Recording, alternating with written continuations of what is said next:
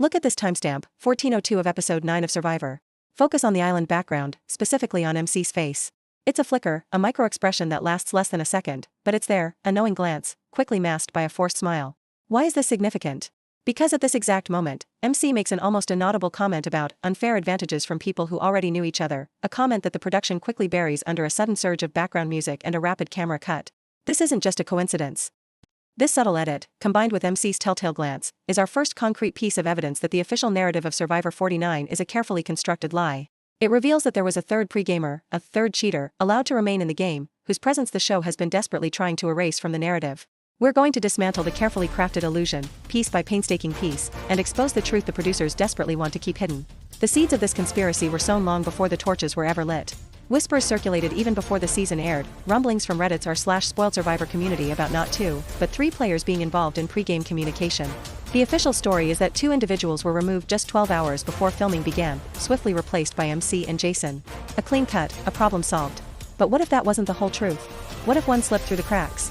The initial leaks, cross-referenced with Alex's social media activity dates, show a suspicious overlap, a period of radio silence from Alex that perfectly aligns with the window of the pre-game scandal.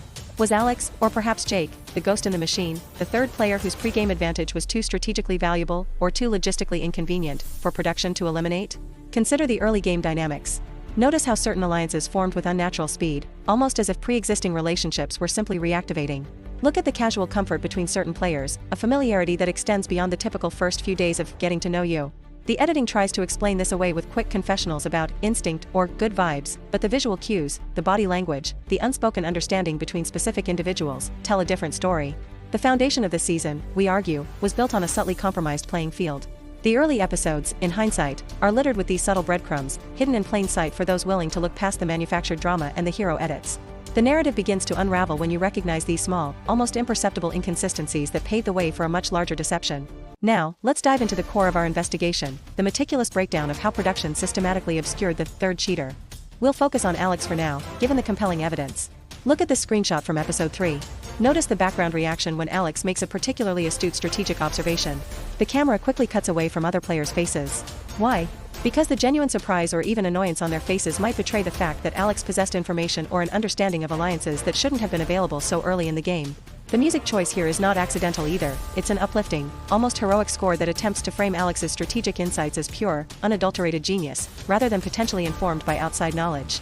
Moving to episode 5, observe the tribal council segment. Alex is questioned about loyalty, and their response is unusually evasive, almost performative. The edit emphasizes their thoughtful pause, creating an aura of deep consideration. But pay closer attention to the reactions of the jury members shown in quick cuts. A subtle head shake here, a quick eye roll there. These are the uncontrolled responses of people who might suspect, or even know, that Alex is not playing on an entirely level field.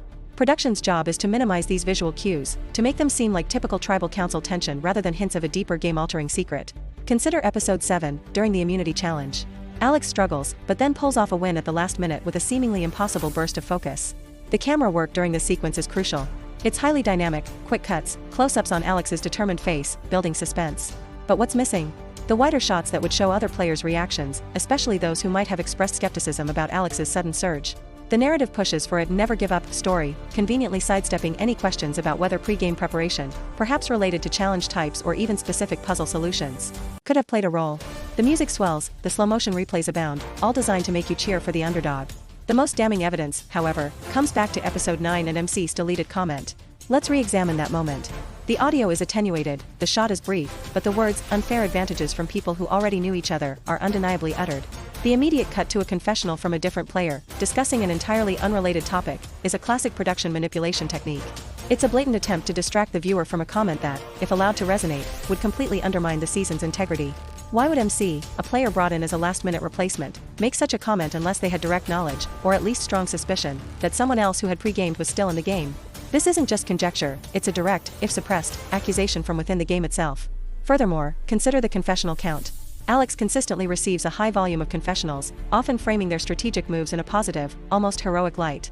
The language used by Alex in these confessionals is often remarkably polished, almost as if rehearsed, providing clear explanations for complex decisions.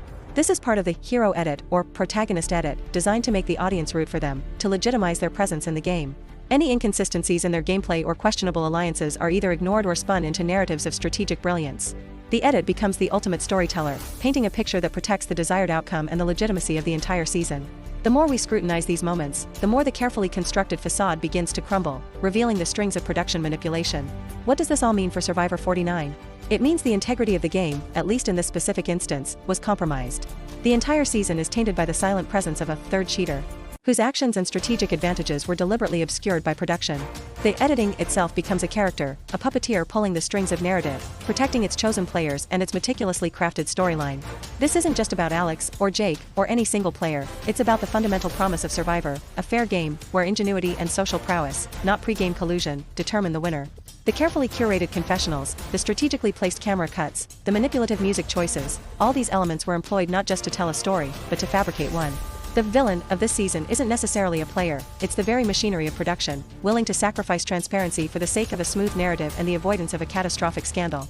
This revelation doesn't diminish the efforts of the other players, but it recontextualizes every single strategic move, every alliance, every tribal council.